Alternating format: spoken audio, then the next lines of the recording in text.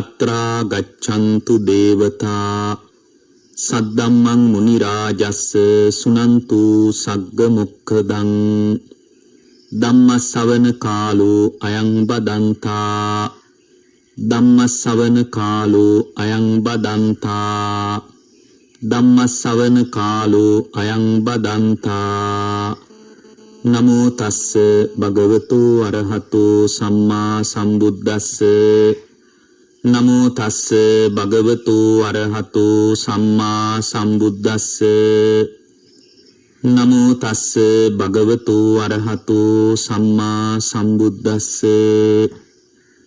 ඒ අපගේ ශාස්ත්‍රු වූ සම්මා සම්බුදුරජාණන් වහන්සේට අපගේ නමස්කාරය වේවා.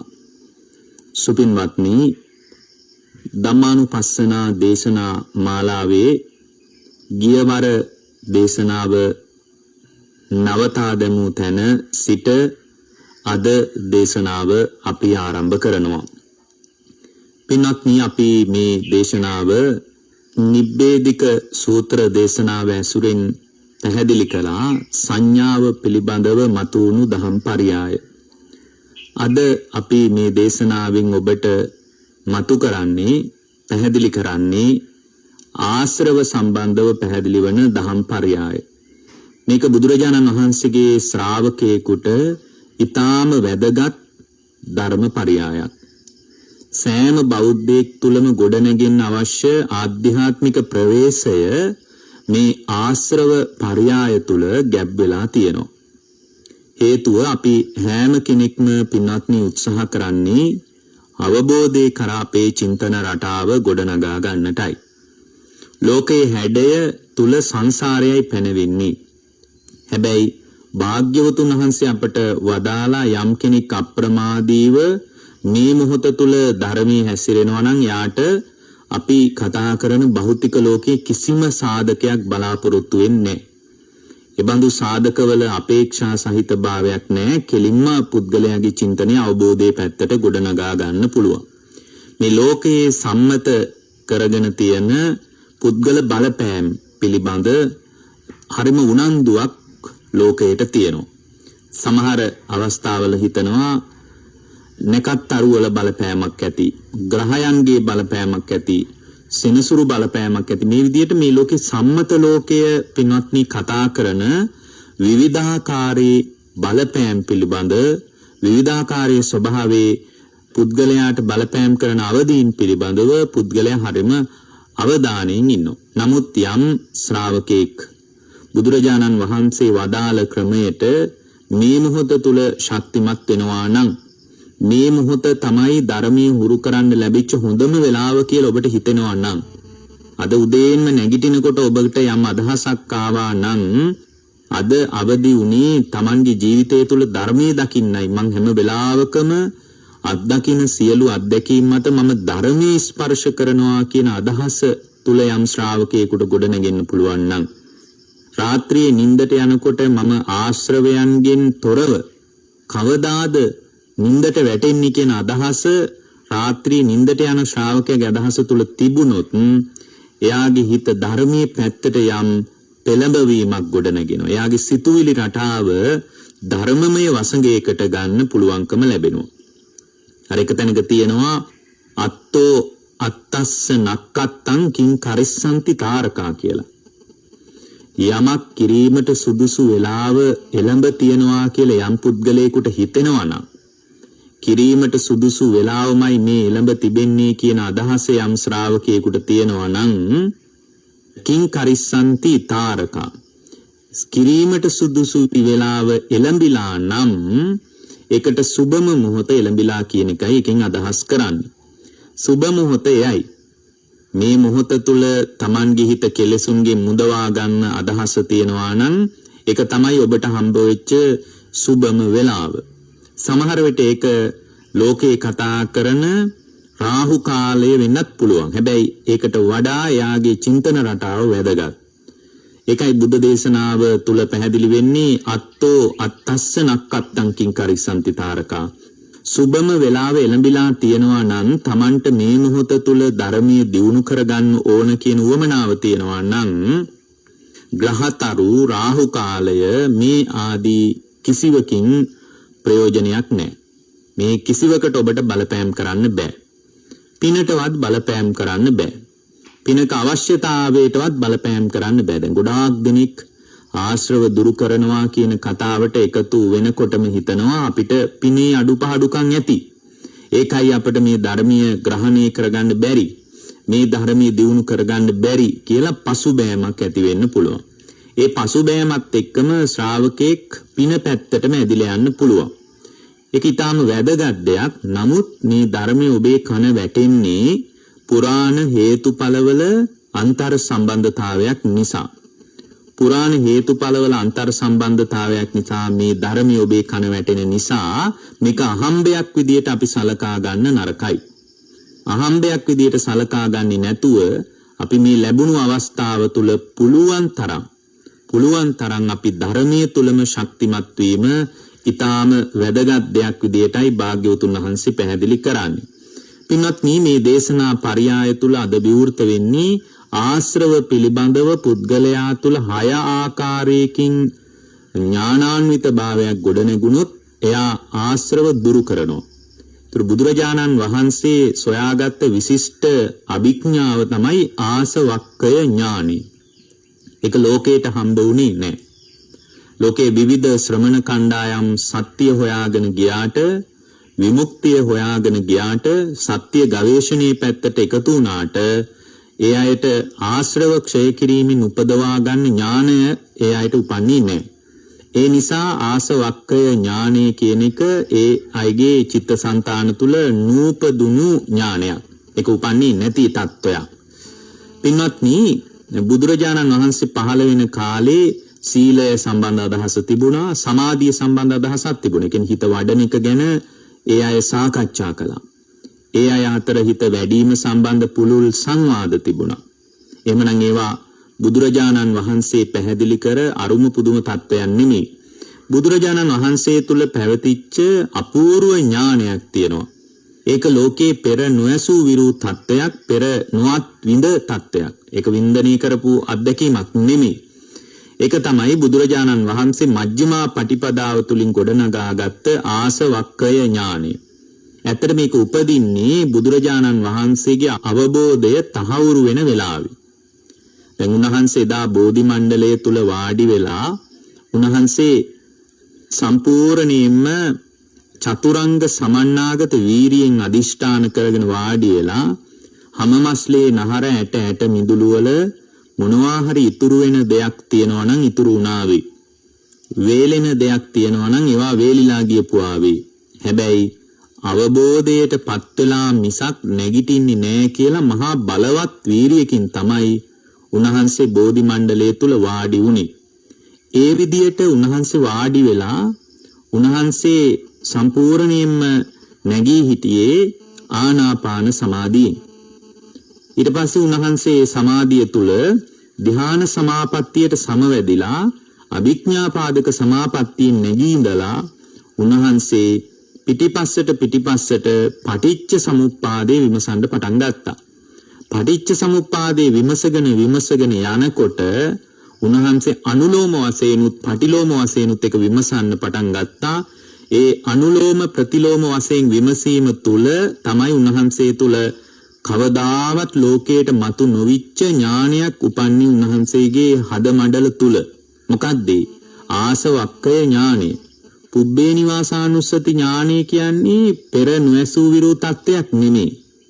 චුතූපපාත ඥානය කියලා කියන්නේ පෙර නොඇසූ විරු තත්ත්වයක් නෙමෙයි. මොකද මේ චුතූපපාත ඥානයේ යම් අවදීන්ට ಭಾರತೀಯ සමාජය තුළ පිරිස එකතු වෙලා හිටිය බව අපට පැහැදිලි. ඒකට හේතුව තමයි ඒ අය සසර ගැන යම් අදහසක්, සසර ගැන යම් කිසි ආකල්පමය වශයෙන් සංවර්ධිත තැනක් ඒ අයට මතුවලා තිබිලා තියෙනවා. ඒකනේ ඒ අය සසර විශ්වාස කරගෙන වඩා හොඳම තැන වෙච්ච බ්‍රහ්ම ලෝකේ යන්න ධ්‍යාන දියුණු කළේ. ඒ කියන්නේ ඒගොල්ලෝ සසර ගැන දන්නවා. හැබැයි ඒගොල්ලෝ දැනගෙන හිටියේ නෑ සසර නැවැත්ම කොතනද තහවුරු වෙන්නේ කියලා. සාංශාරික නැවැත්ම තහවුරු වෙන තැන හැටියට තමයි ආසවක්කය ඥානීය බුදුරජාණන් වහන්සේ තුල උපන්නේ. දැන් මේ නිබ්බේධික පර්යාය සූත්‍රය තුල තියෙනවා ආශ්‍රව පිළිබඳව බුදුරජාණන් වහන්සේ විසින් මනවින් පැහැදිලි කොට වදාළ විග්‍රහයක්. මේ විග්‍රහය ඊටාම වැදගත් පැහැදිලි කිරීමක්. බුදුරජාණන් වහන්සේ මතක් කරනවා මේ ආශ්‍රවයන්ගෙන් මිදීම පිණිස ඒ ශ්‍රාවකයා විසින් කෙලෙසුන්ගෙන් නිදහස් වීම පිණිස ඒ ශ්‍රාවකයා විසින් ආශ්‍රව සම්බන්ධව පුද්ගලයා තුළ 6 ආකාරයක සවිඥානිකත්වයක් ගොඩනගෙන්න ඕන. ඒ 6 ආකාරයක සවිඥානිකත්වයේ ගොඩනැගුණාට පස්සේ එපමණකින්ම ඒ පුද්ගලයාට ආශ්‍රවයන්ගෙන් මිදීම පිණිස ක්‍රියාමාර්ගවලට එකතු වෙන්න පුළුවන්. ඒ ක්‍රියාමාර්ගවලට යම් ශ්‍රාවකයෙක් එකතු වුණොත් ඒ ක්‍රියාමාර්ගවලට එකතු වෙච්ච ශ්‍රාවකයාට පුළුවන් තමා තුල අවබෝධය තහවුරු කරගන්න, ආශ්‍රවයන්ගෙන් මිදෙන්න පුළුවන්. දැන් කෙනෙක් අහන්න පුළුවන් පටිච්ච සමුප්පාද විමසීමක් තුල කොහොමද ආශ්‍රවයන්ගෙන් මිදෙන්නේ කියලා. හේතුව මේ පටිච්ච සමුප්පන්න විමසීමක් නැති තැනක ආශ්‍රවවල නිශ්චිත හැඩය හොයාගන්න බෑ. නිශ්චිත හැඩය මතුවෙන්නේ පටිච්ච සමුප්පන්න විමසීමක් තුලමයි. දැන් ආශ්‍රව තමයි ඉපදෙමින් මැරෙමින් යන ගමනට බලපාන ප්‍රමුඛ සාධකය. ආශ්‍රවයන්ගෙන් හිත මිදුනොත් එයා නැවත සසරට එකතු වෙන්නේ නැහැ. එයා එකතු වෙන්නේ විමුක්ත ස්වභාවයට. ආශ්‍රව තියෙන තාක්කල් එයාගේ හිත තුල මොනතරම් සිල් රැක්කත්, මොනතරම් බණ ඇහුවත්, මොනතරම් ධර්ම සාකච්ඡා කළත්, මොනතරම් ධර්මයේ දන්න ස්වාමීන් වහන්සේලා ඇසුරු කළත් ආශ්‍රව හිතේ තියෙන තාක්කල් එයා ස්ථිර රැකවරණයක් තුල ඉන්න කෙනෙක් නෙමෙයි. ආශ්‍රවයන්ගෙන් මිදීම පිණිස පුද්ගලයා තුල අවදිකම 6 පැත්තකින් ගොඩනගා ගන්න ඕන කියලා මේ දේශනාව තුල පැහැදිලි වෙනවා. අපි දැන් ඒක ක්‍රමානුකූලව විස්තර කරගන්න උත්සාහ කරමු අද මේ දේශනාව තුලින්. ආසවා භික්කවේ වේදිතබ්බා බුදුරජාණන් වහන්සේ මතක් කරනවා පළවෙනියෙන්ම අවබෝධය කරා එකතු වෙන්න කැමති ශ්‍රාවකයා ආශ්‍රව දැනගන්න ඕන. දැන් අපි ඒවා පස්සේ විස්තර කරගන්නවා. ආශ්‍රවයන්ගේ දැනගැනීමත් එක්කම ආසවානං නිධාන සම්භවෝ වේදිතබ්බෝ ආශ්‍රවයන්ගේ පසුබිම හටගන්න විදිය සමුදය දැනගන්නත් ඕන. කාරණා දෙකයි. තුන්වෙනි එක තමයි ආසවානං වේමත්තතා වේදිතබ්බා ආශ්‍රවයන්ගේ වේමත්තතාවය දැනගන්න ඕන. විවිධත්වයක් දැනගන්න ඕන. ආශ්‍රවයන්ගේ නම් විවිධත්වයකුත් තියෙනවා. එකම හැඩයක ආශ්‍රව නෙමෙයි තියෙන්නේ. ඊළඟට භාග්‍යතුන් වහන්සේ මතක් කරනවා ආසවානං විපාකෝ වේදිතබ්බෝ ආශ්‍රවයන්ගේ විපාකයක් දැනගන්න ඕන. ඊළඟ කාරණේ තමයි ආසව නිරෝධෝ වේදිතබ්බෝ ආශ්‍රවයන්ගේ නිරුද්ධ වීමත් දැනගන්න ඕන. ආසව නිරෝධගාමිනී පටිපදා වේදිතබ්බා ආශ්‍රවයන්ගේ නිරෝධයේ පිණිස මොන වගේ ක්‍රියාමාර්ගවලටද එළඹෙන්න ඕන කියලත් ඒ ශ්‍රාවකයා දැනගන්න ඕන.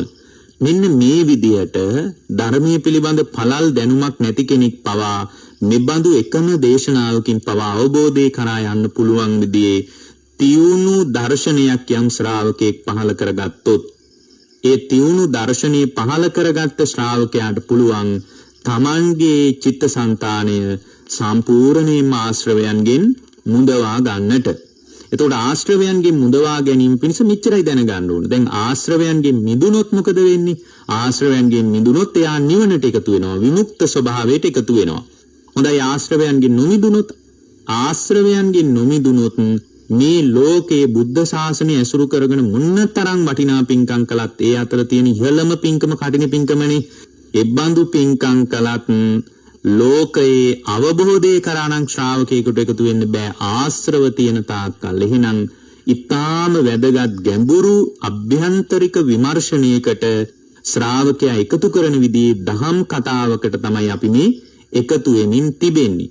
එතකොට දැන් මෙබඳු දේශනාවක් වෙන කවර දහම් පරයායක් පිළිබඳ අවදිකමක් නැති වුණත් මෙබඳු දහම් පරයායක් පිළිබඳ පුද්ගලයා තුල ගොඩනැගෙන සවිඥානිකත්වය ඔහුව සුවපත් කරනවා. සදාකාලිකවම සුවපත් කරනවා. භව රෝගයෙන් පීඩා විඳින්නේ නැති මට්ටමට මේ ශ්‍රාවකයා තුල අවදිකමක් අවබෝධයක් හදන්න බුදුදහම උනන්දු වෙනවා. හැබැයි මෙබඳු ක්‍රමවේදයකට අදාළ මූලික ශක්තිය වීරියෙන් හදා ගන්න ඕන. දැන් මේ ධර්මයේ දියුණු කරන්න කලින්ම ඒ පුද්ගලයා තුල නැගී සිටින වීරියක් තියෙන්න ඕන. නැගී සිටින වීරියක් නැත්නම් ආශ්‍රව දුරු කරගන්න බෑ. දැන් මේ 6 තැනක නුවණ තිබිලා මෙතන අවසානයේට කියනවා ආසව නිරෝධගාමිනී පටිපදා වේදිතබ්බා. ආශ්‍රව නිරුද්ධ කරන ප්‍රතිපදාව පිළිබඳව ඒ ශ්‍රාවකයා දැනගන්න ඕනේ. ඇයි දැනගන්නේ? ඒ කාරණයක් එක්ක එතකොට එකතු වෙන්න පුළුවන්.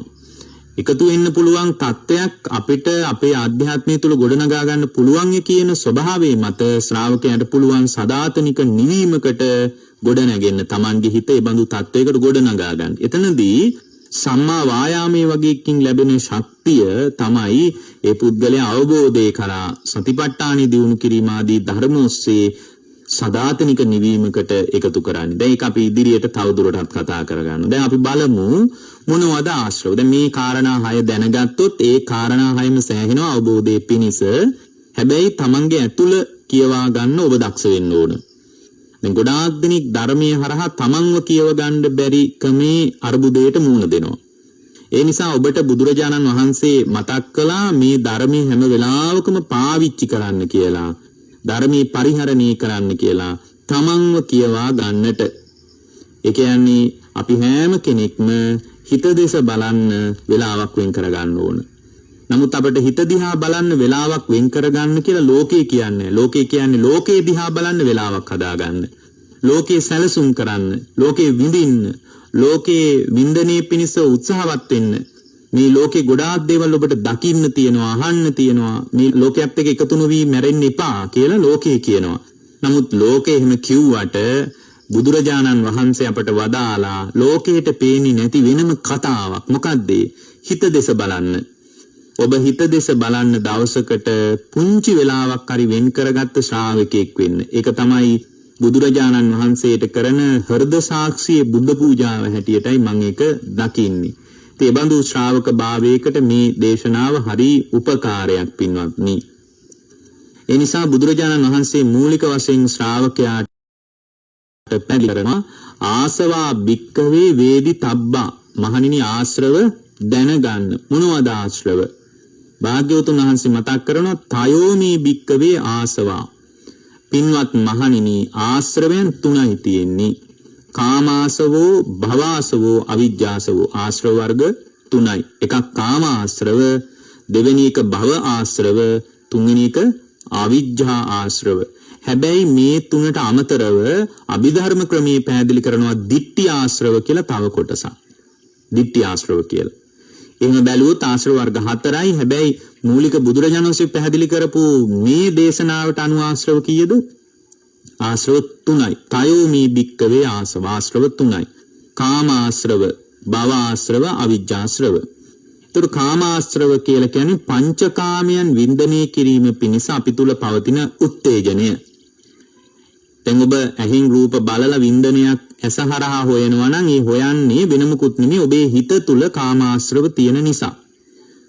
කනින් ශබ්දයක් අහලා වින්දනය හොයාගෙන යන්නේ ඔබේ හිත තුල ආශ්‍රව තියෙන නිසා.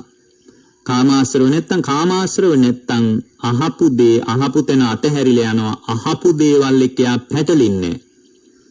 බලපු දේ බැලුණු තැනින්ම බලපු වෙලාවෙම එතනම අතහැරිලා යනවා.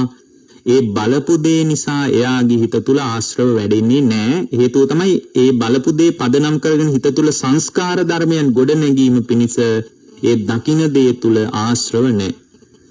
එහෙමනම් අපිට තේරෙනවා පුද්ගලයා තුල පංචකාම වින්දනයකට එකතු වෙන්නේ. තව විදිහකින් කිව්වොත් පංචකාම ආස්වාදයට එකතු වෙන්නේ පුද්ගලයාගේ හිත තුල ආශ්‍රව තියෙන නිසා. එතකොට කාම ආශ්‍රව තියෙන තාක්කල් ඒ පුද්ගලයා තුල පංචකාමයන් උපදිනවා. ඒ පංචකාමයන් උපදිනකොට මේක වටයක් විදියට ආය මූලික ස්වභාවයම පෝෂණය කරනවා. මොකද්ද මූලික ස්වභාවය? මූලික ස්වභාවය තමයි ආශ්‍රව, කාමාශ්‍රව. කාමාශ්‍රව නිසා තමයි පංචකාමයන් කෙරෙහි පුද්ගලයා තුල එකඟතාවයක්, පංචකාමයන් කෙරෙහි Tamanගේ රුචියක් හටගන්නේ. ඒ පංචකාමයන් පිළිබඳ රුචිය හට ගන්නකොට ආයෙත් එයා අනිත් පැත්තට හැරිලා ආශ්‍රවම පෝෂණය කරනවා. ඒක අපි ධර්මයේ කියනවා වස්තුකාමී සහ ක්ලේශකාමී කියලා. වස්තුකාමී පදනම් කරගෙන නැවත නැවත ක්ලේශකාමීම වැඩෙනවා. ඒ ක්ලේශකාමයේ වැඩෙනකොට නැවත කාමාශ්‍රවයටමයි තල්ලු හම්බෙන්නේ. එතකොට කාමාශ්‍රව විසින් නැවත පංචකාම විඳ ආය රූපේ බලන්න හිතෙනවා. ඒ රූපේ හොයන්න හිතෙනවා. ඒ රූපේ විශ්ලේෂණය කරන්න හිතෙනවා. ඒ රූපේ අයිති කාටද කියලා බලන්න හිතෙනවා. මට ඒ රූපේ අයිති කරගන්න බැරිද කියලා විකල්ප ක්‍රම වලට යොමු වෙන්න හිතනවා. මේ විදිහට නැවත නැවත ලෝකයට ගිහින් පංචකාමයන් හොයන්නේ පුද්ගලයාගේ හිත තුළ කාමාශ්‍රව තියෙන තාක්කල් විතරයි. එහෙමනම් ලෝකයේ අරුබුදයක් නෙමෙයි තියෙන්නේ. Tamanගේ ඇතුලේ අරුබුදයක් තියෙන්නේ. ඊළඟට බුදුරජාණන් වහන්සේ වදාලා දෙවෙනි ආශ්‍රවය තමයි භව ආශ්‍රවය. මේ භව ආශ්‍රවය නිසා තමයි නැවත නැවත භවය ප්‍රාර්ථනා කරන්නේ. බලන්න අපි යන ගමන අපි හැම වෙලාවකම නැවත නැවත භවය ප්‍රාර්ථනා කරමින් යන ගමනක් අපිට තියෙන්නේ. භවය ප්‍රාර්ථනා කරනවා. එතකොට මේ භවය ප්‍රාර්ථනා කරන්නේ පුද්ගලයා තුළ ආර්ය අෂ්ටාංගික මාර්ගයේ තුල ප්‍රමුඛ සංවේදීකමක් නැතිකම නිසා. මොකද ආර්ය අෂ්ටාංගික මාර්ගයේ තුල සම්මාදිට්ඨිය උපදිනකොට තේරෙනවා භවය නම් මොහොතක්වත් රැඳිලා ඉන්න ඕන තැනක් නෙමෙයි කියලා තේරෙනවා. ඒකට ඊටාම සියුම් දර්ශනයක් පහළ වෙන්න ඕන ආර්ය සත්‍ය පිළිබඳ. ඒකයි මේක නිරුද්ධ කරන්න තියෙන එකම වැඩපිළිවෙල විදියට බුදුරජාණන් වහන්සේ අපට පැහැදිලි කරන්නේ ආර්ය ශ්‍රාංගික මාර්ගයේ හැටියට. භවආශ්‍රව තියෙන තාක්කල් නැවත නැවත භවයේ ප්‍රාර්ථනා කරනවා. දැන් භවයේ පැති දෙකක් තියෙනවා. එකක් තමයි පින්වත්නි මේක උත්පත්ති වශයෙන් උත් කතා කරනවා. ඒ කියන්නේ ප්‍රතිසන්දි වශයෙන්, අනිත් එක ක්ෂණික වශයෙන් උත් කතා කරනවා. ප්‍රතිසන්දි වශයෙන් කාම භවයේ, රූප භවයේ, අරූප භවයේ වෙනම පැන වෙනවා. ක්ෂණික වශයෙන් අපි භවයේ වාසය කරනවා. ඒ කියන්නේ භවය කියන්නේ තමා තුළ භවයේ ප්‍රභේදගත වීම දෙකක් තියෙන බව බුදුරජාණන් වහන්සේගේ ශ්‍රාවකයා දැනගන්න ඕන. මොකක්ද? ඒ තමයි උත්පත්ති භවය සහ කර්ම භවය කියලා. ප්‍රතිසන්දි වශයෙන් ගත්තොත් කාම භව, රූප භව, අරූප භව කියලා වෙනම කතා කරනවා. ඒ කියන්නේ කාම ලෝකේ විපාක පිණිස කර්ම සකස් වෙනකොට කාම භවයේ පැන වෙනවා. රූප ලෝකේ විපාක පිණිස කර්ම සකස් වෙනකොට රූප භවයේ පැන වෙනවා. අරූප ලෝකයේ විපාක පිණිස කර්ම සකස් වෙනකොට අරූප භවයේ පැන වෙනවා. එහෙනම් භවයේ පැන වෙනවා කියන එක අපි ප්‍රතිසන්දි වශයෙන් කතා කරගන්න. ක්ෂණිකවත් භවයේ අපි ඉන්නවා. මොකක්ද? කර්ම භවයේ, උත්පත්ති භවයේ. කර්ම භවයේ කියන්නේ Tamanගේ හිත තුල ඇති බවට රැඳිච්ච මනෝභාවය. ඊට පස්සේ එළියට ගිහින් රූපය බලන්න හිතෙනවා, ශබ්ද අහන්න හිතෙනවා, ගඳ සුවඳ විඳින්න හිතෙනවා, රස විඳින්න හිතෙනවා. එතකොට එයාගේ හිත තුළ චක්කු විඥානය, සෝත විඥානය ආදී විඥානස්කන්ධේ පහළ වෙනවා. ඒ පහළ වීමට කියනවා අපි උත්පත්ති භවය කියලා. ඒ විඥානස්කන්ධේ පහළ වීම නිසා දැන් චක්කු විඥානේ පහළ වුණොත් රූපය පේනකොට රූපේ ඇති බවට මනසේ රැඳෙනවා. ඇති බවට මනසේ රැඳෙනකොට අන්න ඒකට කර්ම භවය කියනවා. ඒ ඇති බවට මනසේ රැඳුණු නිසා ආයෙත් ගිහින් රූපේ බලන්න හිතෙනවා. ඒකට අපි කියනවා උත්පත්ති භවය කියලා. ඒ බලපු දේ ඇති බවට ආයෙ මනසේ රැඳෙනවා. ඒකට කර්ම භවය කියනවා. ආයෙ අහන්න හිතෙනවා. ඒක කර්ම භවය නිසා වෙනවා. අහනකොට අහන දේ එළියේ තියෙනවම කියලා හිතෙනවා. එතකොට අහපු දේ ඇති බවට මනසේ රැඳෙනවා. රැඳෙන එක කර්ම භවය. ආයෙ අහන්න හිතෙනවා උත්පත්ති භවය. ඔන්න ඔය විදිහට ඊටාම සියුම් කාරණයක් භවය සම්බන්ධව පුද්ගලයා අවධානය යොමු කරගන්න ඕනේ. ඒ කියන්නේ එහෙම ඒ පුද්ගලයා තුල සත්‍ය වශයෙන්ම අභ්‍යන්තර ලෝකයේ තුලත් බාහිර ලෝකයේ තුලත් ඇත කියන සංඥාව පදනම් කරගෙන ලෝකයේ ගවේෂණය කරන්නේ, ලෝකේ හොයන්නේ, ලෝකයට ගිහින් විමසන්නේ පුද්ගලයා තුල භව ආශ්‍රව තියෙන තාකල් විතරයි. භව ආශ්‍රව නැත්නම් කවදාවත් භවේ ප්‍රාර්ථනා කරන්නේ නැවත නැවත භවයේ ප්‍රාර්ථනා කරන ගතියක් කවර ආකාරයකින්වත් ඇති වෙන්නේ. ඊළඟට අවිජ්ජාශ්‍රව. මෙතන අවිජ්ජාශ්‍රව කියලා කියන්නේ පින්වත්නි, මෙතන අවිජ්ජාශ්‍රව කියන්නේ මෝහය. පුද්ගලයා තුල මෝහය පවතින තාක්කල් තමයි ඒ පුද්ගලයා අත්දකින්න ලෝකයේ තුල මුලා වෙන්නේ. ඇහෙන් රූප දැක්කාම ඒ රූපයට ඇලෙන්නේ, ඒ ඇලීමට අපි කියනවා රාගය කියලා. ඒ ඇහෙන් දකින්න රූපයට ගැටෙන්නේ, ගැටීමට අපි කියනවා ද්වේෂය කියලා. ඒ රූපේ දකින්නකොට මුලා වෙන්නේ, මුලාවට අපි කියනවා මෝහය කියලා. ඒ රූපේ දකින්නකොට ඒ රූපේ කෙරෙහි ආසාවෙන් එක දැඩිව අල්ලාගෙන ඒ තුල එකතු වෙන්නේ, ආසාවක් ඇති කරගන්නේ. ඒකට අපි කියනවා රූප තණ්හාව කියලා. මෙන්න මේ විදියට රාග දේශ මොහ තණ්හා ආදිය තමාගේ හිත තුල ජනිත වෙන්නේ බාහිර ලෝකයේ කෙරෙහි. ඒ පුද්ගලයා තුල හිත තුල ආශ්‍රව තියෙන තාක්කල් විතරයි. මොන ආශ්‍රවද? අවිජ්ජාශ්‍රව. දැන් බලන්න මෙන්න මේ ආශ්‍රව තුන උදුරලා දැම්මොත් එහෙම පින්වත්නි ඒවා තුලින් නැවත කවදාකවත් පුද්ගලයාගේ විඥාණයෙන් පිහිටන ස්වභාවයක් මතු කරන්නේ. ඒ විඥාණය හාත්පසින්ම ආලෝකමත් වෙච්ච නිදර්ශන රහිත විඥානයක් බවට පත් වෙනවා. නැවත පිහිටන්න උද්වේගයක් නැහැ. ඒ නිසා ඒ විඥාණය නිරුද්ධ වෙලා යනවා. එහෙමනම් පුද්ගලයා පිරිනිවන් පාන්නේ නැත්තේ මෙන්න මේ ආශ්‍රව තුන නිසායි. කාමාශ්‍රව, භවආශ්‍රව, අවිජ්ජාශ්‍රව පදනම් කරගෙන තමයි පුද්ගලයා තුල සසරට එකතු වීමක් සිද්ධ වෙන්නේ. ඊළඟට භාග්‍යවතුන් වහන්සේ අනුදැන වදාලා කතමෝච භික්කවේ ආසවානං නිදාන සම්භවෝ. ඒ වගේම බුදුරජාණන් වහන්සේගේ ශ්‍රාවකෙක් දැනගන්න ඕන කියනවා ආශ්‍රවයන්ගේ නිදාන සම්භවය මොකක්ද? එහෙමත් නැත්නම් පසුබිම හට ගැනීම මොකක්ද කියලා ඒ ශ්‍රාවකයා දැනගන්න ඕන. කොහොමද ඇත්තටම පින්වත්නි ආශ්‍රව හටගන්නේ? ඔන්න බලන්න හේතුඵලවාදීව තමයි අපි මේ දහම් කතාව විමසන්නේ. මේක ඒකාන්ත වශයෙන් බුදුරජාණන් වහන්සේ වදාළ දේශනාවක්මයි. මොකද මේ රටාව තියෙන්නේ බුද්ධ දේශනාවක විතරයි. දැන් බුදුරජාණන් වහන්සේ අපට අනුදැන වදාළන්නේ ධර්ම විනයට සසඳා බාහා බලන්න කියලා. ඒතර සසඳා බාහා බලනකොට ධර්ම විනය ගැන සම්පූර්ණින්යා කියවලා තියෙන්න ඕනේ නැහැ. බලන්න ඕනේ දේශනාව තුළ බෙදීමක් තියෙනවද බෙදිච්ච වගේ අන්තර් සම්බන්ධයක් තියෙනවද කියලා. ඒකට අපි කියනවා ලෝකයේ සංශ්ලේෂණය සහ විශ්ලේෂණය කියලා. දැන් බලන්න මේවා පිළිබඳ අන්තර් සම්බන්ධයක් පැහැදිලි කරනවා. ඇයි ආශ්‍රවයන් හටගන්නේ? කොතනින්ද හටගන්නේ? මොකද්ද මේවායේ නිදාන සම්භවය? මේකේ නිදාන සම්භවය තමයි බුද්ධ දේශනාවේ තියෙන අවිජ්ජා භික්කවේ ආසවානං නිදාන සම්භවෝ. පින්වත් මහණෙනි ආශ්‍රවයන්ගේ පසුබිම හට ගැනීම කියන්නේ අවිද්‍යාවටමයි. අවිද්‍යාවටමයි. එහෙනම් ආශ්‍රව හටගන්නේ මොකක් නිසාද? අවිද්‍යාව නිසා. දැන් මෙතන ටිකක් ලිහා ගන්න ඕනේ. හේතුව ආශ්‍රවවලක් තියෙනවා කාමාශ්‍රව, භවආශ්‍රව කියලා අන්තිමටම අවිජ්ජාශ්‍රව කියලා. දැන් මෙතන කියනවා ආශ්‍රවයන්ගේ නිදාන සම්භවය වෙන්නේ අවිජ්ජා භික්කවේ ආසවානං නිදාන සම්භවෝ. ආශ්‍රවයන්ගේ නිදාන සම්භවය තමයි අවිද්‍යාව. දැන් අවිද්‍යා ආශ්‍රව කියලා එකක් තියෙනවා. ඒවා ඇති වෙන්නේ අවිද්‍යාව නිසාලු. මොකද්ද මෙතන තියෙන කතාව? අවිද්‍යා ආශ්‍රව කියලා අපි තේරුවේ මොකද්ද? මෝහය. මෙතන අවිද්‍යාව කිව්වේ. අවිද්‍යාව කියලා මෙතන කියන්නේ දුක්ඛේ අඥානං, දුක නොදන්නාකම. දුක්ඛ සමුදය අඥානං, දුක හටගන්න විදිය නොදන්නාකම. දුක්ඛ නිරෝධේ අඥානං, දුක නිරුද්ධ කරන විදිය නොදන්නාකම. දුක්ඛ නිරෝධගාමිනී පටිපදාය අඥානං, දුක නිරුද්ධ කිරීමේ ප්‍රතිපදාව නොදන්නාකම. ඒකට අපි කියනවා මොකක්ද? අවිජ්ජා කියලා. එහෙනම් අතන අවිජ්ජා කිව්වේ මොකක්ද? එතන අවිජ්ජා කිව්වේ මෝහයට. එහෙනම් පුද්ගලයා තුළ මෝහය හටගන්නේ මොකක් නිසාද? මෝහය හටගන්නේ වෙන මොකුත් නිසා නෙමෙයි, ආර්ය සත්‍ය නොදන්නා තාක්කල්. හරි ලස්සනට ගැළපිලා යනවනේ පින්වත්නි බලන්න. චතුරාර්ය සත්‍ය නොදන්නා තාක්කල් මේ පුද්ගලයා මෝහයෙන් අතපොත ගන්නවා. ලෝකයේ මෝහයෙන් අල්ලා ගන්න එක නිරන්තරයෙන් සිද්ධ වෙමින් පවතින තත්ත්වයක්.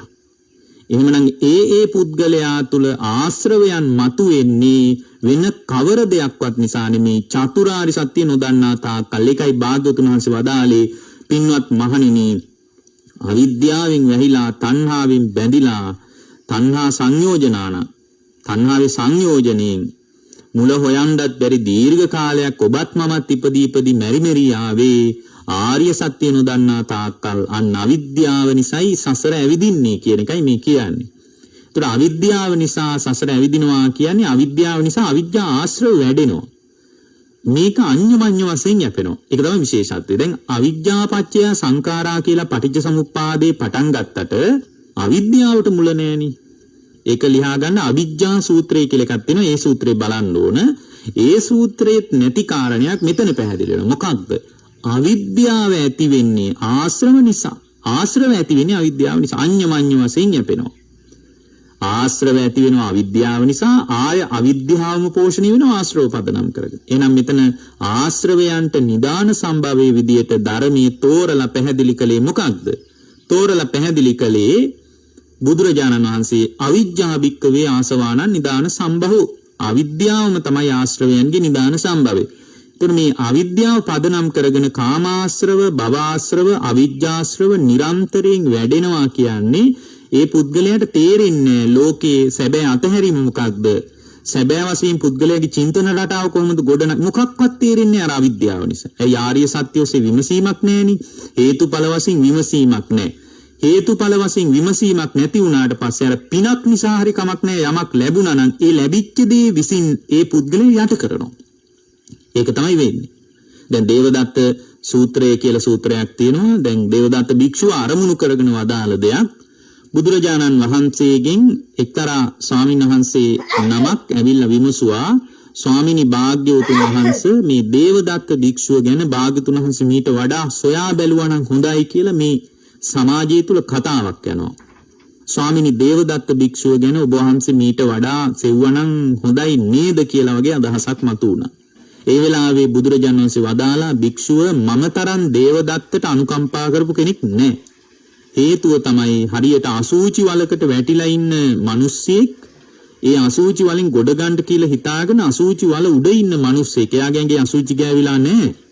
අසූචි නොගෑවිච්ච මිනිස්සෙක් කැරකි කැරකි බලනවලු කෙස් ගහක් හරි තියනවද අසූචි නොගෑවිච්ච මේ මිනිහව ඇදලා ගන්න උඩට. කෙස් ගහක් හරි තිබ්බනම් මහණෙනි කෙලෙස් වලින් යට නොවුණු ආශ්‍රවයන්ගෙන් යට නොවුණු බරපතල විදියට අකුසලයෙන් යට නොවුණු කෙස් ගහක් හරි තිබ්බනම් කෙස් ගහක් තරම් හරි පොඩි තැනක් තිබ්බනම් මම දේවදත්ත භික්ෂුව ඇදලා ගන්නවා කියන. හැබැයි මහණෙනි මම වටේට කැරකි කැරකි බැලුවා කොහෙන්ද මේ දේවදත්ත භික්ෂුව ගොඩ ගන්න කියලා. හැබැයි එහෙම ගොඩ ගැනීම පිණිස මට අනුමාත්‍රවත් කොටසක් ලැබුණේ නැහැ කියනවා. බුදුරජාණන් වහන්සේ දේවදත්ත සූත්‍රයේදී මතක් කරනවා පින්වත් මහණෙනි දේවදත්තට තමන්ගේ විනාශය පිණිස ලාභ සත්කාර පිරිවර මේවමයි බලපෑවි කියනවා. ඒවමයි පිරිහීම පිණිස බලපෑවි කියනවා. ලාභ සත්කාර කීර්ති ප්‍රශංසා පිරිවර දේවදත්තව කෙලෙස් වලින් ආශ්‍රව වලින් යට කරන්න බලපෑවා කියනවා.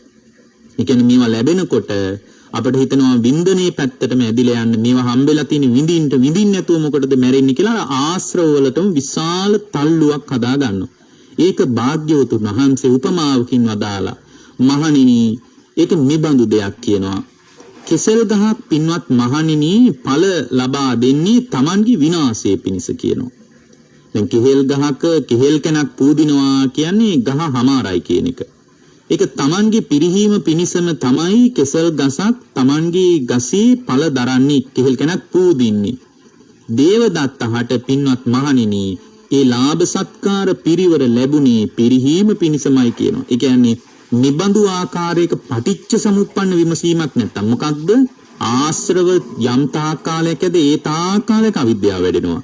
අවිද්‍යාව යම් තාක් කාලයක් ඇද්ද ඒ තාක් කාලයක් ආශ්‍රව වැඩෙනවා කියලා යම් ශ්‍රාවකයෙකුට අවදිකමක් නැති වුණොත් එහෙම ඒ තාක් කාලයක් ඒ පුද්ගලයාගේ පිරිහීමක්මයි ඇති වෙන්නේ කියනවා. ඒ පුද්ගලයාට යම් තාක් කාලයක් පින නිසා භෞතික සම්පත් ලැබෙනවා නම් ඒ භෞතික සම්පත් විසින් මේ පුද්ගලයාව යට කරනවා කියනවා. පින්වත් මහණෙනි බට ගහක් එහෙමත් නැත්නම් උණ පඳුරක් යම් වෙලාවක ඵල දරන්නේම ඒ ගහේ විනාශය පිණිස කියනවා.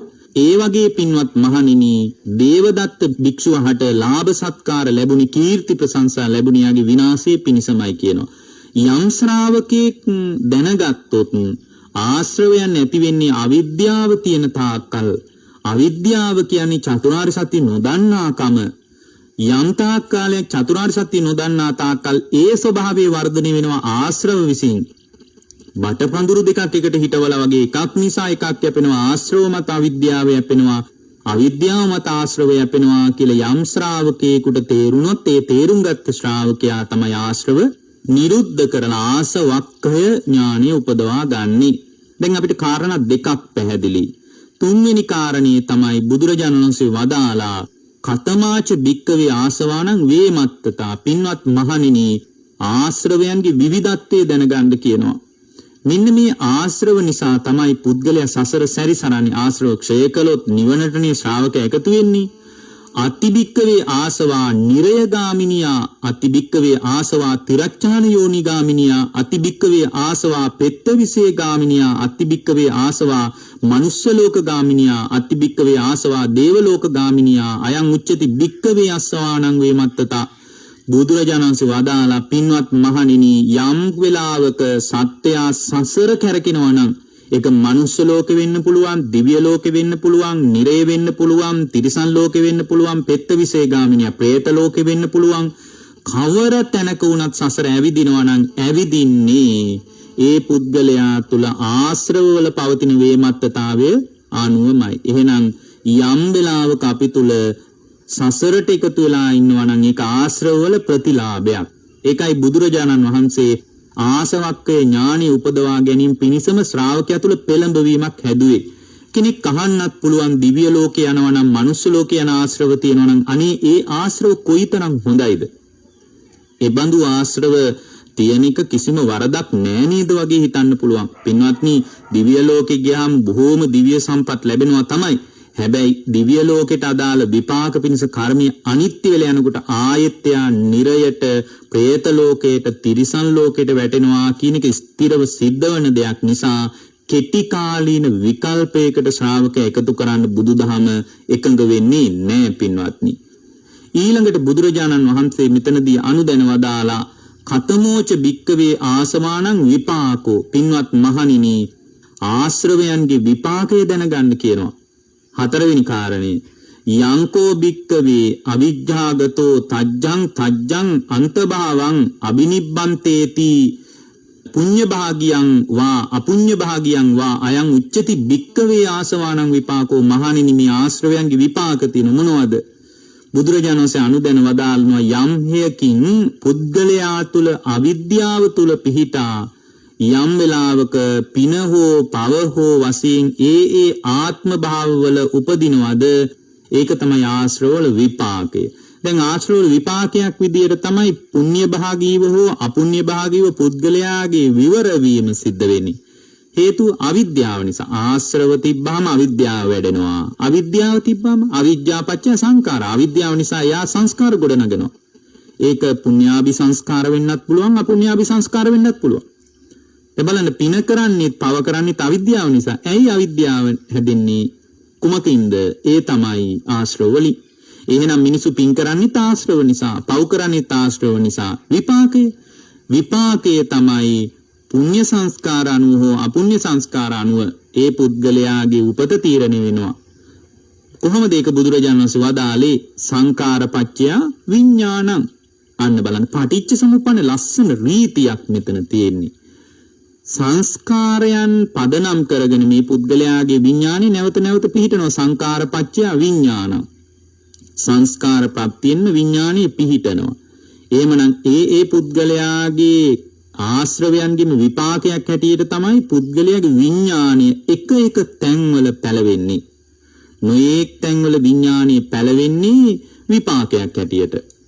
කතමෝච භික්කවේ ආසවා නිරෝධෝ. මෙන්න මේක තමයි වැදගත්ම දේ. ඔක්කොම ටික පැහැදිලි කරගෙන ඇවිල්ලා පුද්ගලයාව බුදුරජාණන් වහන්සේ එකතු කරන්නේ නිරෝධයට. දැන් මේ අංග 6න් වැදගත්ම එක මොකක්ද කියලා අහුවොත් එකම දේ තමයි ආශ්‍රව නිරෝධ කිරීම. යම් කෙනෙක් කියන්න පුළුවන් වැදගත්ම එක ප්‍රතිපදාව කියලා. නෑ, ප්‍රතිපදාව දියුණු කරන්නේ නිරෝධය පිණිස. යම් වෙලාවක යම් පුද්ගලයෙක් කියන්න පුළුවන් මේක වැදගත්ම දේ තමයි මේකට කරන්න අවශ්‍ය විකල්ප ක්‍රම ටික. නෑ, විකල්ප ක්‍රම ටික කරන්නේ සැබෑවටම ආශ්‍රව නිරුද්ධ කිරීම පිණිසයි. ඒ කියන්නේ ආශ්‍රවයන්ගේ නිරෝධ වීම පිළිබඳ බුදුරජාණන් වහන්සේ පැහැදිලි කරන්නේ කොහොමද? කතමෝච භික්කවේ ආසව නිරෝධෝ අවිජ්ජා නිරෝධෝ භික්කවේ ආසව නිරෝධෝ. පින්වත් මහණෙනි, ආශ්‍රවයන්ගේ නිරුද්ධ වීම කියන්නේ මොකද්ද? මහණෙනි, අවිජ්ජා නිරෝධෝ භික්කවේ ආසව නිරෝධෝ. යම් වෙලාවක මහණෙනි අවිද්‍යාව නිරුද්ධ වීමෙන් ආශ්‍රවයන්ගෙන් හිත මිදෙනවා. ආශ්‍රවයන්ගේ නිරෝධයයි සාක්ෂාත් වෙන්නේ. අවිද්‍යාව නිරුද්ධ වීමෙන් ආශ්‍රව නිරුද්ධ වෙනවා. හේතුව අවිද්‍යාව තියෙන තාක්කල් ආශ්‍රව ඇති වෙන්නේ. එතකොට අවිද්‍යාව කියන්නේ මොකද්ද? දුක්ඛේ අඥාන. යම් වෙලාවක දුක්ඛ ඥානිය උපන්නොත්, දුක්ඛ සමුදය ඥානිය උපන්නොත්, දුක්ඛ නිරෝධ ඥානිය උපන්නොත්, දුක්ඛ නිරෝධ ගාමිනී ප්‍රතිපදාව පිළිබඳ ඥානිය උපන්නොත්, ඒ ඥානිය උපන් තැනක ඒ ශ්‍රාවකයාගේ හිත ආශ්‍රවයන්ගෙන් මිදෙනවා. එහෙමනම් අපිට දැන් හේතුඵල වශයෙන්ම ලිහා ගන්න විදිය, අර්බුදය නැවත නැවත ගැට ගැහෙන්නේ නැතුව ආශ්‍රවයන්ගේ විසඳා ගැනීමේ පටිපාටියේ පැත්තට අපි ක්‍රමානුකූලව එකතු වෙමින් තිබෙනවා. ඊළඟට භාග්‍යවතුන් වහන්සේ මතක් කරනවා අයමේව අරියෝ අට්ටංගිකෝ මග්ගෝ ආසව නිරෝධගාමිනී පටිපදා. පින්වත් මහණෙනි, ආශ්‍රව නිරුද්ධ කරන්න නම් අවිද්‍යාව නිරුද්ධ කරන්න වෙනවා. මේ වැඩපිළිවෙලට මොකක්ද තියෙන ප්‍රායෝගික අත්දැකීම? ප්‍රායෝගිකව එකතු විය යුතු தත්ත්වය මොකක්ද? අයමේව අරියෝ අට්ටංගිකෝ මග්ගෝ. ඒක තමයි පින්වත් මහණෙනි ආර්ය ශ්‍රාංගික මාර්ගය. ආර්ය ශ්‍රාංගික මාර්ගය. දැන් නිබ්බේධික පරයය සූත්‍රයේ දිහා බැලුවහම අපට පැහැදිලි ආශ්‍රව නිරුද්ධ කිරීම පිණිස විතරක් නෙමෙයි සියලු නිරෝධය පිණිස ආර්ය ශ්‍රාංගික මාර්ගය පෙන්වන්නේ. දැන් සියලු වැඩපිළිවෙල තුල යම් ශ්‍රාවකෙක් ශක්තිමත් වෙනවා නම් එයාට තියෙන ක්‍රමානුකූල ආර්ය ශ්‍රාංගික මාර්ගය මත ශක්තිමත් වෙන්න. සම්මා දිට්ඨිය උපදවා ගත්තොත් ඒ සම්මා දිට්ඨිය උපදවාගත් ශ්‍රාවකයා තුල සම්මා දිට්ඨිය කියන්නේ මොකද්ද? දුක්ඛේ ඥානය. මෙතන සම්මා දිට්ඨිය කියලා කියන්නේ අර සාසවා පුඤ්ඤ භාග්‍ය උපදිවේපක්කා සම්මා දිට්ඨිය කියන එක නෙමෙයි. අරියා අනාසවා ලෝකෝත්තර මග්ගංගා සම්මා දිට්ඨිය කියන ස්වභාවයයි මෙතන පැහැදිලි වෙන්නේ. එහෙමනම් මෙතන පැහැදිලි වන ආර්ය වූ ලෝකෝත්තර මාර්ගාංගයක් වෙච්ච සම්මා දිට්ඨිය කුමක්ද කියලා අපි බොහොම ප්‍රවේශමින් විමසා බැලිය යුතුයි. දැන් මේ විදිහට බලනකොට අපට ඊටාම මනවින් පැහැදිලි වෙනවා සම්මා දිට්ඨිය කියන්නේ මේ දුක පිළිබඳ ඥානය. දුක්ඛේ ඥානං දුක්ඛ සමුදය ඥානං දුක්ඛ නිරෝධේ ඥානං දුක්ඛ නිරෝධගාමිනී පටිපදාය ඥානං අයං උච්චතාවසෝ සම්මා දිට්ඨි. එවන දුක පිළිබඳ ඥානෙ නැතිකම තමයි අවිද්‍යාව. දැන් බලන්න සම්මා දිට්ඨියට එනකොටම අවිද්‍යාව දුරු වෙන්න පටන් ගන්නවද නැද්ද? පටන් ගන්නවා. අවිද්‍යාව දුරු වෙන්න පටන් ගන්නවා කියන්නේ ආශ්‍රව දුරු වෙන්න පටන් ගන්නවද නැද්ද? පටන් ගන්නවා. ආශ්‍රව දුරු වෙනවා කියලා කියන්නේ ආශ්‍රවවල බාල සහෝදරයා වගේ තමයි ආශ්‍රවවල ප්‍රාථමික අවධිය වගේ තමයි අනුසය කියන්නේ. කාමරාගානුසය, පටිඝානුසය, භවරාගානුසය, අවිජ්ජානුසය, මානානුසය, විචිකිච්ඡානුසය, අවිජ්ජානුසය ආදී අනුසය ධර්මයන් කියන්නේ පින්වත්නි ආශ්‍රවයන්ගේ මූලික தත්ත්වය වගේ. ආශ්‍රවයන්ගේ මූලික தත්ත්වය අනුසය. අනුසය මුලින් උදුරලා දාන්න කියන්නේ ඒකයි. ආශ්‍රව මුලින් උදුරලා දානකොට පින්වත්නි අනුසය සහිතවයි ගැලවිලා ඉන්නේ. අනුසය සහිතව ආශ්‍රව ගැලවෙනකොට අනුසයයි ආශ්‍රවයි වෙන් කරලා කතා කරන්න තමාරුයි. එච්චරට අන්‍යෝන්‍ය වශයෙන් සම්බන්ධයක් තියෙනවා. ඒවා තියෙන තාක්කල් අවිද්‍යාව ඇති වෙනවා. අවිද්‍යාව තියෙන තාක්කල් පින හෝ පව හෝ සංස්කාර කර කර මේ කාම ලෝකයේ නොයේ තැන්වල යා කැරකි ඉන්නවා. ඒතර මේක පුද්ගලයාට අවදානමක් කියලා තේරෙන්නෙත් නැහැ. අවදානමක් කියලා දන්නෙත් නැහැ යා. අවදානමක් කියලා දැනගන්න ඉතින් තමන්ව කියව ගන්න එපා. මිනිස්සු තමන්ව කියව ගන්න නැති නිසා තමන්ව කියව ගන්න කතාවක්. තමන්ව කියව ගන්නා විධික්‍රමයක් ලෝකේ නොහඳුනන නිසා ලෝකයට මෙබඳු තත්ත්වයක් ගැන යම් අදහසක් ගන්න අමාරුයි. ඒ නිසා බුදුරජාණන් වහන්සේ වදාළ කාරණේට අනුව අපි විමසලා බලනකොට අපට ඊටාම මනවින් පැහැදිලි වෙනවා සම්මා දිට්ඨිය උපදිනවා කියන්නේම අවිද්‍යාව දුරු වෙනවා කියන එකයි. ඒකම ධර්මයේ කියනවා හරියට පහනක් පත්තු කරාම ආලෝකයේ විහිදෙන කොටම අඳුර නැසෙන එකත් සිද්ධ වෙනවා. පහනක් පත්තු කරනකොටම ආලෝකේ පැතිරෙනවා එකක්. ඒකේ අතිරේක අවශේෂ කාරණයක් විදිහට ඒ වෙලාවෙම අඳුර නැසීම සිද්ධ වෙනවා. අන්න ඒ වගේ අවිද්‍යාව නැසෙනවා සම්මා දිට්ඨිය උපදිනකොටම. චක්කුන් උදපාදී ධම්මස පහළ වෙනකොටම මේ ලෝකෙ විනිවිද යන වැටහීමක් ඇති වෙනවා. අවිද්‍යාව සහගතව ලෝකේ අල්ලගන්න දෙයක් නැති බව ඒ ශ්‍රාවකයාට පේන්න පටන් ගන්නවා. එතකොට මේ පුද්ගලයාගේ සංකල්පනා තුල කාම සංකල්පනා නැහැ. බලන්න කාම සංකල්පනා, ව්‍යාපාද සංකල්පනා, හිංසා සංකල්පනා නැහැ. මොකද මේ පුද්ගලයාගේ ආශ්‍රව තියෙන තාකල් ආශ්‍රව වැඩෙන තාකල් තමයි ඒවා මත ගොඩ නැගෙන්නේ. එතකොට ආශ්‍රවවල ප්‍රායෝගික හැසිරීම මොකද්ද? වචනය, ක්‍රියාකාරකම් මත ගොඩ නැගෙනවා. මොකද අනුසයවල හිතේ අනුසය පවතින තාකල් ඒකේ අවදි තුනක් තියෙනවානේ. අනුසය කියලා එකක් තියෙනවා. ඒකෙම නැගී සිටින අවස්ථාවක් පරිඋත්තාන කියලා තියෙනවා. ඒවායේ දියුණු අවස්ථාවක් ප්‍රායෝගික තලයට න වීතික්කම. දැන් මේ විදිහට සම්මාදිට්ඨිය උපන්නාට පස්සේ ප්‍රායෝගික තලයේ හැසිරීම තුල අපගාමී භාවයක් නැහැ. කයෙන් වචනයෙන් වැරදි වැඩ කෙරෙන්නෙම නැහැ. ඒවා කෙරෙන්නේ ආශ්‍රව තියෙන තාක්කල්. මොකද අනුසය තිබ්බහම ආශ්‍රව වැඩෙනවා කියවනේ. ආශ්‍රව සහ අනුසය අන්තර් සම්බන්ධයක් තියෙනවනේ. මූලික පියවරනේ මේ කෙලෙස් වල. ඒවා තියෙන තාක්කල් කෙලෙස් නැගී හිටින ස්වභාවයක් ඇති වෙනවා. ඒතකොට ප්‍රතිචාර දක්වන්න ඕන. දැන් මේ කෙලෙස් වල ස්වභාවය සත්‍ය වශයෙන්ම තියුණු අවබෝධයකින් දැర్శණය වෙලා තියෙන නිසා පින්වත්නි සම්මා වාචා, සම්මා කම්මන්ත, සම්මා ආජීවය කියනවා નિરાයාසයෙන් පිහිටනවා. ඒවා මූලික උත්සාහයකින් බුදුරජාණන් වහන්සේගේ ශ්‍රාවකයා ගොඩනගා ගන්න ඕන. බලන්න ආර්ය අෂ්ටාංගික මාර්ගයේමයි අරුබුදේ විසඳ ගන්න තියෙන්නේ. වෙන පාරක් වෙන ක්‍රමවේදයක් පින්වත්නි කොහෙවත් ඇත්තේ නැහැ. මේකමයි මේ ප්‍රශ්නේ විසඳා ගන්න තියෙන මාර්ගය පාර. ඒත් එක්ක මෙයා තුල තියෙන සම්මා වායාමය. උත්තානවතෝ සතිමතෝ සුචිකම්මස්ස නිසම්මකාරිනෝ කියලා කියන්නේ නැගී සිටින වීරියක් තියෙන්න ඕන, සතිමතෝ සිහියක් තියෙන්න ඕන. ඒ කියන්නේ සම්මා වායාමයේ තියෙන්නත් ඕන, සම්මා සතිය තියෙන්නත් ඕන. ඒතර සම්මා වායාමයේ කියන එක හරිය වැදගත්. නැත්නම් පුද්ගලයාගේ හිත කෙලෙස් වලින්ම අඳුරු වෙලා යනවා. කෙලෙස් වලින්ම අවපැහැගැන් වෙලා යනවා. හේතුව තමයි ඒ පුද්ගලයා තුල පින්වත්නි සම්මා වායාමේ නැති නිසා. ඒක දියුණු කර ගැනීම පිණිස එර්ධිපාද ධර්මයක් විදියටම සම්මා වායාමේ දියුණු කර ගන්න ඕන කියලායි බුදුරජාණන් වහන්සේ වදාළේ. කියන්නේ එර්ධිපාදයක් විදියට දියුණු කරනවා කියන්නේ එර්ධිය උපදිනකම් අභිඥා ඉද්දි, පරිඥා ඉද්දි, පහාන ඉද්දි, භාවනා ඉද්දි වශයෙන් එර්ධිය පැති ගොඩක් තියෙනවා. මේ අභිඥා ඉද්දි, පහාන ඉද්දි, පරිඥා ඉද්දි, භාවනා ඉද්දි වශයෙන් එයා උපදවා ගන්නා 이르දිය උපදින තාක්කල් වීරිය අත්තරින්නේ. ඒකට කියනවා විරිය 이르දිපාදේ කියලා. එතකොට ඒ බඳු වීරියක් තියෙන්න ඕන. ඒ බඳු වීරියක් තියෙන තැනකට අපි ඒකට කියනවා සම්මා වායාමයේ කියලා. ඒක බොජ්ජංග ධර්මයක් විදිහට දියුණු කරනකොට විරිය සම්බොජ්ජංගය කියලාත් කියනවා. ඒක විවිධ පැතිකඩවල් තියෙනවා.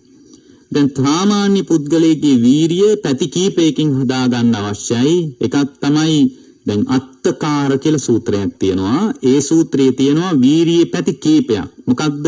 ආරම්භක ධාතු ආරම්භ කරන වීරිය තියෙන්න ඕන ධර්ම මාර්ගය තුල. මොකද්ද ධර්ම මාර්ගය ආරම්භ කරන්න තියෙන්නේ? සම්මාදිට්ඨිය උපදවාගෙන සතිපට්ඨාන ආදී ධර්ම දියුණු කරගන්න තල්ලුව ගන්නේ සම්මා වායාම ආරම්භක ධාතු.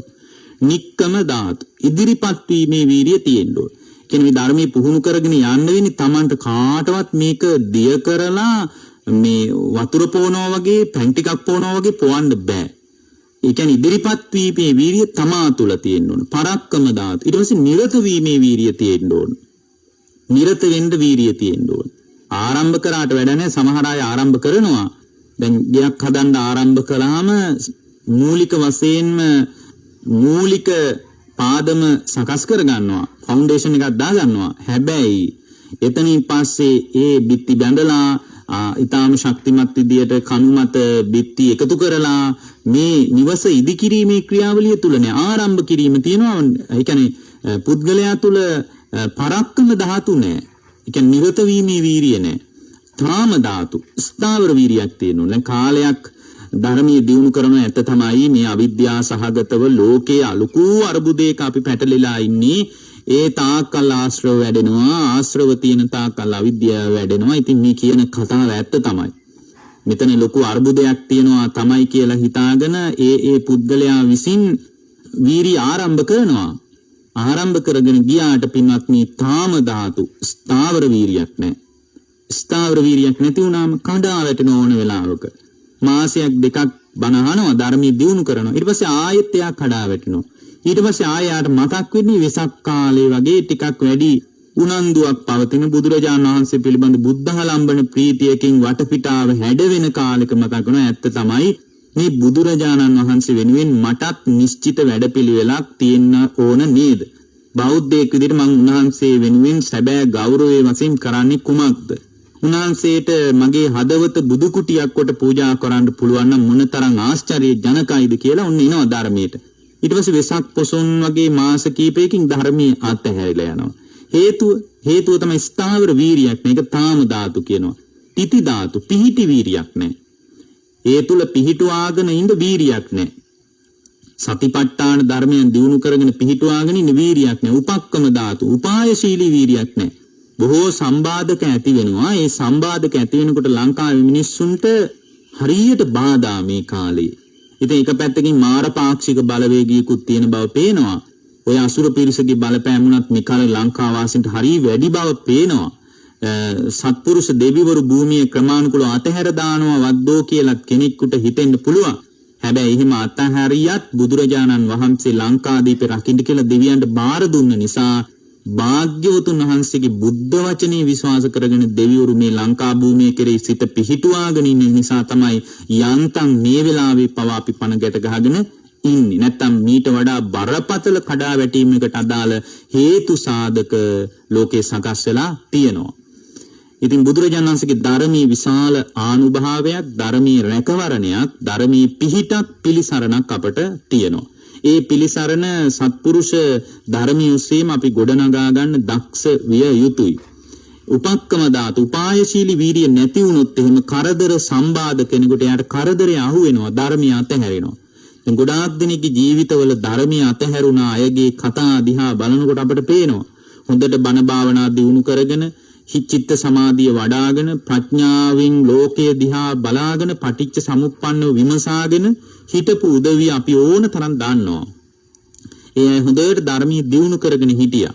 ඒ අය ධර්මයේ දියුණු කරගෙන ඉන්නකොට කාලයක් යනකොට කරදර ප්‍රශ්න හරියට කරදර තමා කරා එනකොට ආය කාලෙකින් අපි මුණ ගැහුණාම උන්ගෙන් අහනවා දැන් කොහොමද? පහුගිය කාලේ වැඩ කටයුතු ටික ධර්මමය වශයෙන් දියුණු කරගෙන යනවද? අනේ ස්වාමීන් වහන්සේ මේ කාලේ ධර්මී නම් දියුණු කරන්න හරි අමාරුයි. මේ විදිහට දරුවන්ගේ ප්‍රශ්න, මේ විදිහට අපේ ඉඩකඩම් ගෙවල් දොරවල් වල මිල මුදල් ප්‍රශ්න ටික යා හොඳට තුරුල් කරගෙන ධර්මය අයින් කරලා දාලා. හේතුව මොකද්ද? උපක්කම ධාතු උපායශීලී වීරියක් නැහැ ධර්මයේ තුල රැඳිලා ඉන්න. ඒ නිසා පින්වත්නි උපායශීලී වීරියක් නැති වුණාට පස්සේ මේ ඔක්කොම සම්මා වායාමයේ කියන தත්වෙන් කතා කරන්න ඕනේ ඒවා. මේ විදියට ඒ පුද්ගලයා තුළ උත්තානවතෝ නැගී සිටින වීරියෙන් පටන් අරගෙන වීරියේ මේ ප්‍රභේදයන් පිළිබඳ අවබෝධයකින් දියුණු කරගෙන යනකොට දියුණු කරන්නේ කුමක්ද? සතිපට්ඨානෙ. එතකොට සතිපට්ඨානෙ දියුණු කරනකොට ඒ පුද්ගලයා ආශ්‍රව සහිත ලෝකයකට එකතු වෙන්නේ නැති තත්ත්වයක් ඇති වෙනවා. මොනවද ආශ්‍රව දියුණු කරගන්න මේ ලෝකේ තියෙන්නේ? දැන් ඇහෙන් දකින රූපේ පදනම් කරගෙන පුද්ගලයා තුළ කාම ආශ්‍රවේ නැවත නැවත පෝෂණය වෙනවා. ඒ පෝෂණය වෙන ගතිය බැහැර වෙලා යනවා. ලෝකේ යථාර්ථය තේරෙනවා. මේ නාම රූප ධර්මයන්ගේ ඇත්ත කතාව තේරෙනවා සතිපට්ඨාන ධර්මයන් දියුණු කරනකොට. ඒ විදියට දියුණු කරන ශ්‍රාවකයා තුල පින්වත්නි සම්මා සමාධිය උපදිනවා. හොඳට හිත එකඟ වෙලා Tamanගේ ඇතුලේ කතාව Tamanට කියව ගන්න පුළුවන්. සම්මා සමාධිය නිසා සමාහිතෝ භික්ඛවේ යථා භූතං පජානාති. සමාහිත භාවයේ නිසා යථා භූත ඥානයක් උපදිනවා. මොකක්ද යථා භූත ඥානය? ඇති වෙලා නැති වෙලා යන ධර්මයක් ලෝකේ පවතින්නේ කියලා තේරෙනකොට ආශ්‍රව දුරු වෙනවා. ආශ්‍රව දුරු වෙනකොට අවිද්‍යාව දුරු වෙනවා. අවිද්‍යාව දුරු වෙනකොට සංකාර දුරු වෙනවා. සංස්කාර දුරු වෙනකොට නැවත නැවත විඥානීය පිහිටා සිටීමට අදාළ ක්ෂේත්‍රය නිරුද්ධ වෙලා යනවා. එතන ලෝකේම නිරුද්ධ වෙලා යනවා. විඥානස්ස නිරෝධේන විඥානින් නිරුද්ධ වීම එත්තේන උපරුජ්ජති. ලෝකයෙන් මේ ශ්‍රාවකයා නිරුද්ධ කරලා ලෝකයෙන්ම නිදහස් වෙලා සැබෑ නිස්සරණීට එකතු වෙලා සදාතනික දුක නිමා කරන ශ්‍රාවක භාවයක් ඒ පුද්ගලයා තුල ගොඩනගෙනවා. ඒ බඳු ගොඩනැගීමකට අද මේ උතුම් ධම්මානුපස්සනා දේශනාව හැම දිනාටම මහෝපකාරී වේවා කියන අදිෂ්ඨානය ඇතුව අපි දේශනාව නිමා කරනවා. දේශනාව ශ්‍රවණය කරපු ශ්‍රාවක පින්වත් හැම දිනාටමත් දායකත්වයේ දරන පින්වත් හැම දිනාටමත් මේ උතුම් දේශනාව තුළින් යම්කිසි ධර්ම ආලෝකයක් උදා කරගත්තා නම් ඒ හැම දිනාටමත් මියගිය ඥාතීන්ටත් සියලු ලෝක සත්‍යයටත් සසර දුක් ගෙවා ලබන උතුම් නිවන් පිණිසම මේ කුසල් මහෝපකාරී වේවා කියන අදිෂ්ඨානය ඇතුවයි අද දේශනාව නිමා කරන්නේ. ඒත් සමගම විශේෂයෙන්ම බොරලන්දේ වජිරඥාන නායක ස්වාමීන් වහන්සේ ප්‍රධාන බෞද්ධ කාර්ය මණ්ඩලයටත් අපවත් වී වදාළ ධරණාගම කුසල ධම්ම නායක ස්වාමීන් වහන්සේටත් උතුම් අවබෝධය පිණිසම මේ උතුම් දේශනා උපකාර වේවා කියන අදිෂ්ඨානය ඇතුව දේශනාව නිමා කරනවා. ඔබ හැම දිනාටම තෙරුවන් සරණයි.